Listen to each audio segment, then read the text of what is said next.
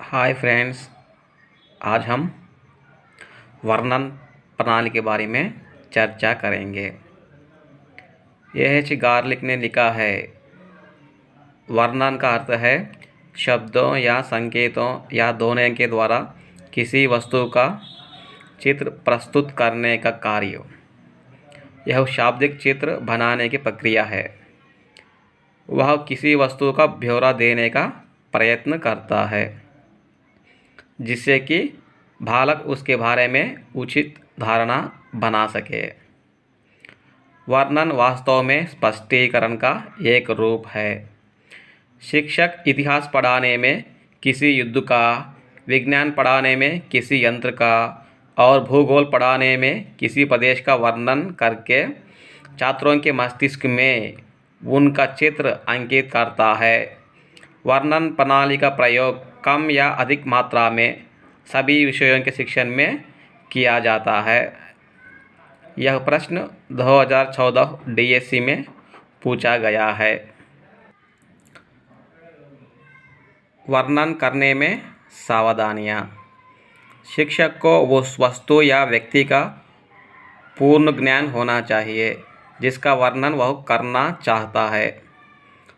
वर्णन की विषय वस्तु छात्रों की आयु, अनुभव और मानसिक स्तर के अनुरूप होना चाहिए।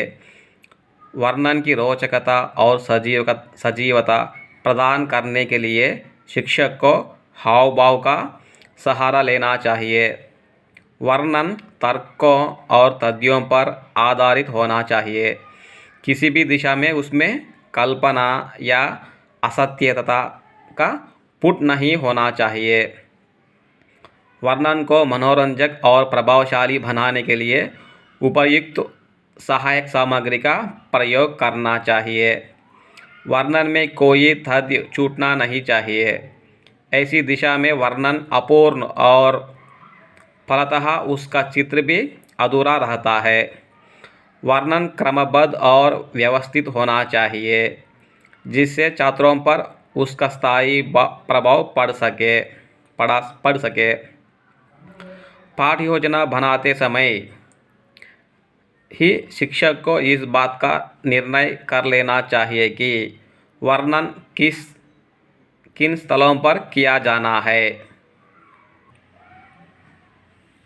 वर्णन करते समय शिक्षक को इस बात का निर्णय कर लेना चाहिए कि वर्णन किन स्थलों पर किया जाना है। वर्णन करते समय शिक्षक को पूर्ण से अंश की ओर, ज्ञात से अज्ञात की ओर जाना चाहिए। वर्णन के समय शिक्षक को केवल शब्दों का ही सहारा नहीं लेना चाहिए।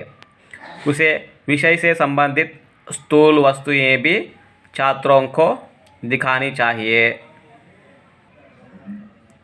अब हम विवरण प्रणाली के बारे में चर्चा करेंगे। विवरण का अर्थ।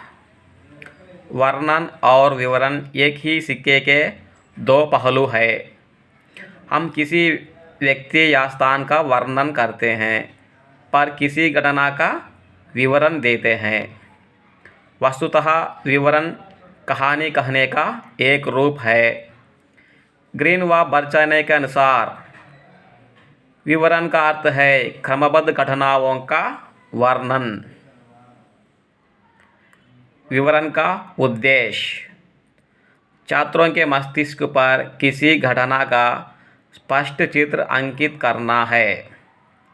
इस प्रणाली का इतिहास के शिक्षण में विशेष स्थान है क्योंकि शिक्षक विभिन्न ऐतिहासिक घटनाओं का विवरण देकर छात्रों को उनसे अवगत कराता है। विवरण देने में सावधानियाँ। विवरण सरल, स्पष्ट और रोचक होना चाहिए। विवरण देने से पूर्व शिक्षक को अपने विचार एक क्रम में जमा लेना चाहिए और उसी क्रम के अनुसार विवरण देना चाहिए।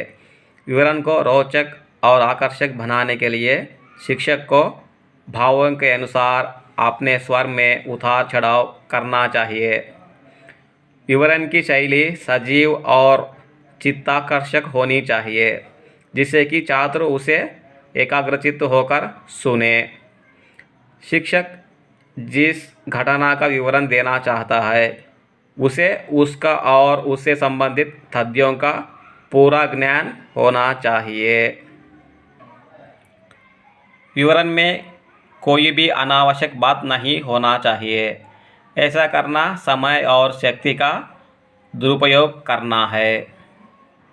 विवरण देते समय चित्रों, उदाहरणों और दृष्टांतों का स्वतंत्र रूप से प्रयोग करना चाहिए, क्योंकि इससे विवरण प्रभावपूर्ण हो जाता है।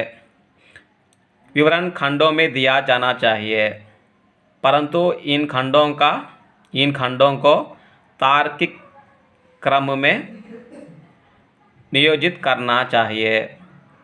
विवरण प्रारंभ से लेकर अंत तक मौखिक होना चाहिए।